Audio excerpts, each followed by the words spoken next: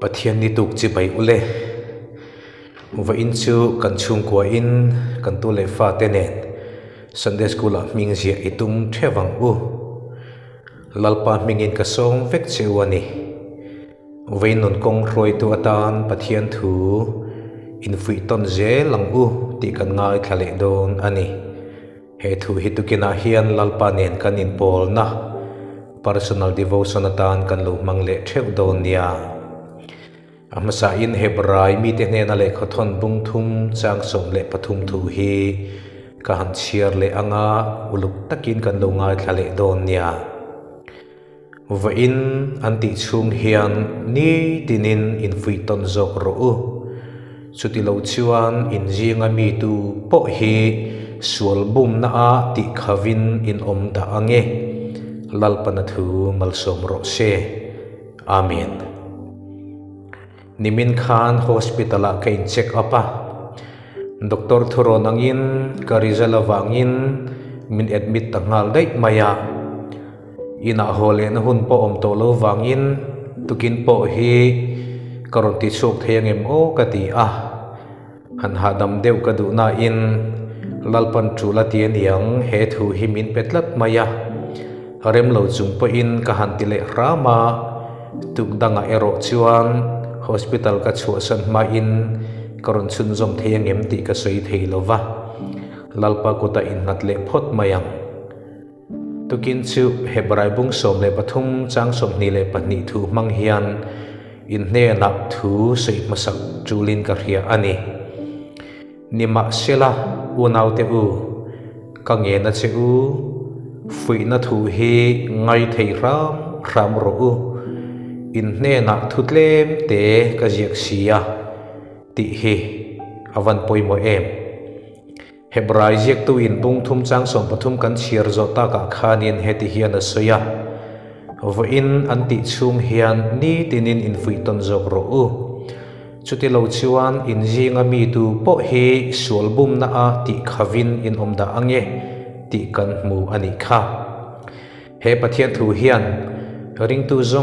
zong te min warning ani min hriatir atum le athu cha poimo ber aki wat kan ti chu ring tu chu fui thei lo zirtir thei lo lul tlat mi ani turani lo ti hi ani a ring tu chu milu lul khong tlat mi sual muna cheng rin na nei lo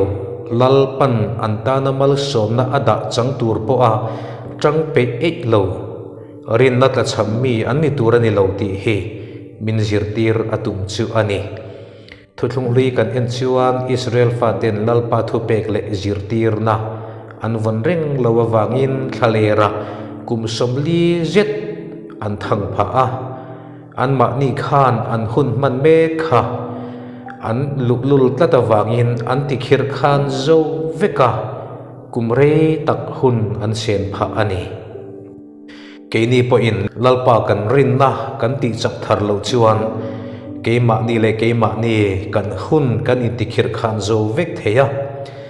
pathian mal so na kan chan tur po hi changluk theilovin keima nin har sat na kan in siam theya hre om na nuaya kan luklul le ti mo ara kan tuar thei ani chu wangin wa in an ti chung hian kan in ngai tu har angai ani achan chu mitam tak wa in chu an nun na rualin atop ngal ti hria ila tuna kan nun na zu a alawam chu nge hian kan ta na wa in hlutaka hian kan tharau thanzel na le chom na atana pathian thuzir kan ngai saka kan rilru kan pek apoimo dona chumiatan chon voina hian Sunday school a chung kwa in ming izia kang umyang aizol no pang pakhat thi trep to chu anun ti hlimna na enge idu ber sero ti nan zota chu no pang chuan Sunday school an zirtir tunu mel mu adu bera anan ko saka hlim takin anin ko a loma wangin an mitui atlanian ti kan tu le fa te sumtam tak hol sak ma ila chu ai chon an nun na rin na chi kan tu hero ating zo kani nang po rin na chi chu fe chu pui ve nge ang che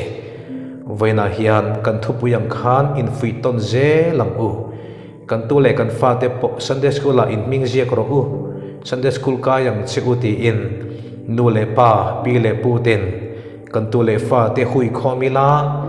lalpa in lama ruai itum ramang u kumpul kan man that hi angaya ni chu kan tan nun nom zel na in chung khur bo ruak lali suan alwa theina tur le tharau theng lim chen chil chung ko kan ni theina na apui mo em mani lalpana thu kan zatan malsom ro se amen itong tayang u lalpa kan pathian chungdong beramin mangai tu pathian ni damte in min mutir le hi kan valom lom thu kan seye tun lai khavel sual taka hian lalpa mani chung kwa him taka kan om theina tur chuan i thuin kan nun avon thatanga yani chutianga i thuina kai hroi le kan nun avon thei tur chuan i thu zir ngai nat na le i thu riat bel zel du na tharau lama nangin chutiang ang bo rok chu min siam sakan du vena hian in fui ton ze lang u ti thu pui mangin i thu sa kan ngai thla ngai thla tu zong te tan he thu cha hinangin mal so mang che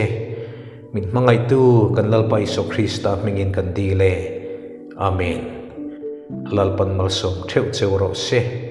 nile nom le vek ule